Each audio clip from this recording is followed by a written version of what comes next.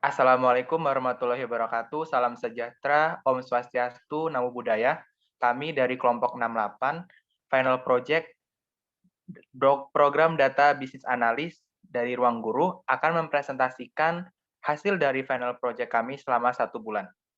Untuk tim Final Project kami terdiri dari 4 orang. Yang pertama adalah Kadek Windiri Jayanti dengan nomor DBA 2167129 dari Universitas Udayana. Kedua adalah Nikadek Febrianti dengan nomor DBA 2215473 dari Universitas Udayana, dan saya sendiri Ahmad Saiful Munir dengan DBA 2239166 dari Universitas Lampung, dan keempat adalah Melani Dwi Arisandi dengan DBA 2337102 dari Universitas Serang Raya. Selanjutnya, kami membagi final project ini menjadi beberapa bagian.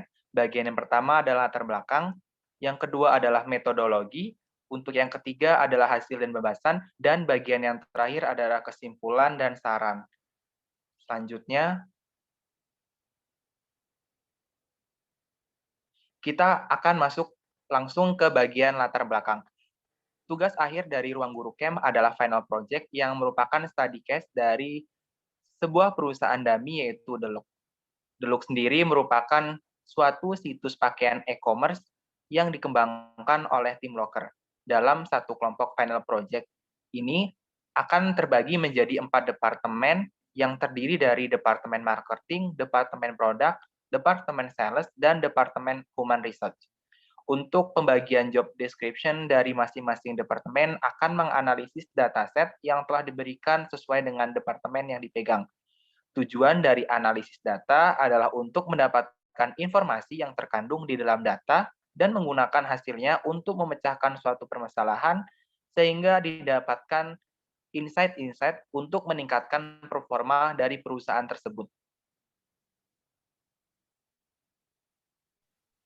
Baik, masuk ke metodologi. Jadi pada penelitian kali ini, kelompok kami menggunakan 5 metodologi. Yang pertama, rancangan bisnis 5W1H. Jadi setiap departemen akan merancang bisnis mereka dengan 5W1H.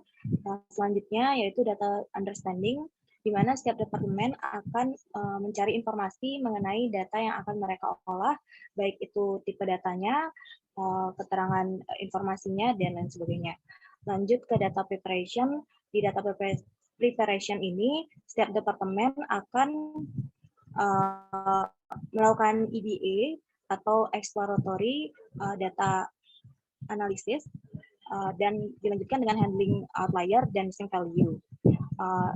Untuk nanti siap untuk dilakukan modeling.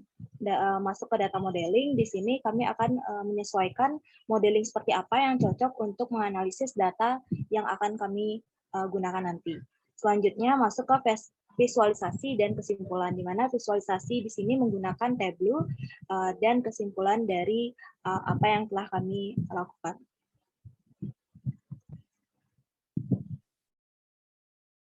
Nah, selanjutnya di sini ada modeling per departemen, di mana departemen Human Research ada multiple linear regression atau OLS, kemudian dari departemen marketing sendiri ada clustering key means, kemudian di departemen produk juga ada clustering key means, dan yang terakhir ada departemen sales menggunakan linear regression atau OLS. Kemudian tools yang kita gunakan di sini ada 3, ada Python yang digunakan untuk data understanding, data preparation, modeling, dan beberapa visualisasi. Kemudian ada SQL digunakan untuk join dataset dan data understanding, dan yang terakhir ada Tableau digunakan untuk visualisasi atau EDA atau exploratory data analysis, serta dashboard untuk memudahkan pemahaman dan penyampaian informasi nantinya. Jadi yang pertama dari R-square-nya, di mana menghasilkan 0,734, di mana artinya 70-30% itu variabel independennya mempengaruhi variabel dependent. Yang kedua, ada variabel yang signifikan terhadap absent hours adalah variabel gender dan age, di mana p-value-nya itu lebih kecil daripada 0,005. Yang ketiga, cabang perusahaan yang paling tinggi melakukan absent hours adalah Mapin TN, yang dapat dilihat pada visualisasi pertama di kanan atas. Maaf, di kiri atas. Lanjut ke keempat, lebih tinggi wanita yang melakukan absent hours dibandingkan laki-laki di setiap cabang perusahaan Deloitte. Dapat dilihat pada visualisasi kedua pada kanan atas. Yang kelima, ada rata-rata umur yang frekuensinya tinggi melakukan absent hours itu adalah berkisar pada range umur 43 sampai 48 tahun yang dapat dilihat pada visualisasi ketiga pada kiri bawah. Yang terakhir, variabel yang memiliki korelasi yang kuat adalah variabel age, dan yang paling lemah adalah variabel length service terhadap absent hours yang dapat dilihat pada visualisasi keempat kanan bawah. Mungkin sekian dari Departemen HR, akan dilanjutkan oleh Departemen Marketing. Oke, selanjutnya hasil dan pembahasan dari Departemen Marketing sendiri. Di sini visualisasi setelah menggunakan clustering, kita mendapatkan 3 jenis tipe kelompok customer, di mana customer tipe 1 merupakan yang paling banyak dari tipe yang lainnya, di mana customer tipe 1 itu berjumlah 9.632, kemudian di tipe kedua ada 9.558, dan clustering ketiga 9.587. Di sini kita bisa lihat, selain itu, negara yang paling banyak di sini adalah negara Cina. Kemudian di tipe customer pertama lebih cenderung menggunakan traffic search berupa search, dan pengguna lebih cenderung ke pria. Selanjutnya ada kategori barang yang paling banyak dibeli adalah swim. Di customer tipe kedua lebih cenderung menggunakan traffic source berupa search juga. Kemudian kategori barang yang paling banyak dibeli adalah swim.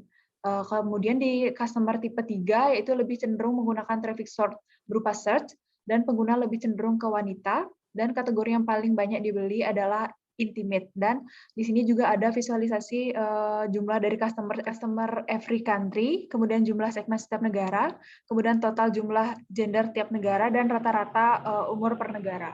Sekian dari Departemen Marketing. Selanjutnya dari Departemen Produk, di sini saya menggunakan pemodelan clustering yang maka dapat diambil insight-nya adalah di dalam Departemen Produk akan diberikan product recommendation yang dapat untuk digunakan untuk menggait customer baru, yaitu model ini untuk dapat diterapkan kepada pembeli produk yang tidak memiliki riwayat pembayaran sebelumnya. Kemudian produk yang akan direkomendasikan berdasarkan produk-produk yang paling sering dibeli bersamaan berdasarkan 10 klaster.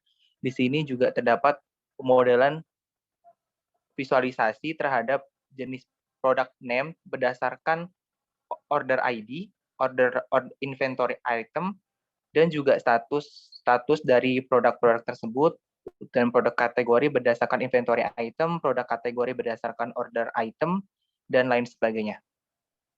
Selanjutnya di sini dari Departemen Sales, di mana terlihat visualisasi datanya, bahwa yang pertama terdapat produk yang paling banyak diracun adalah pada produk wanita, yang kedua di mana jenis kategori produknya paling banyak adalah pada kategori jeans, yang ketiga serta terlihat banyaknya user yang mereturn barang lebih dari 3 kali.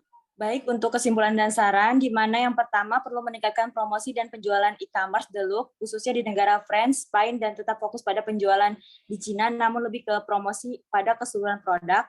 Yang kedua, karena rata-rata user berumur sekitar 25-50 tahun, jadi dapat disarankan untuk penjualan produk yang sesuai dengan rata-rata umur user. Selain itu, perlu lebih meningkatkan upaya promosi untuk umur yang di bawah 25 tahun agar e-commerce menanggapi seluruh generasi. Yang ketiga, insight Departemen Marketing di mana memilih produk fashion, hoodie, dan sweater kebanyakan laki-laki, jadi tim produk dapat memvariasikan jenis tersebut untuk laki-laki. Yang keempat, insight hasil Departemen Sales bahwa produk yang paling banyak direturn adalah pada produk wanita kategori jeans, maka dapat dikoordinasikan ke tim marketing untuk meningkatkan promosi untuk produk wanita.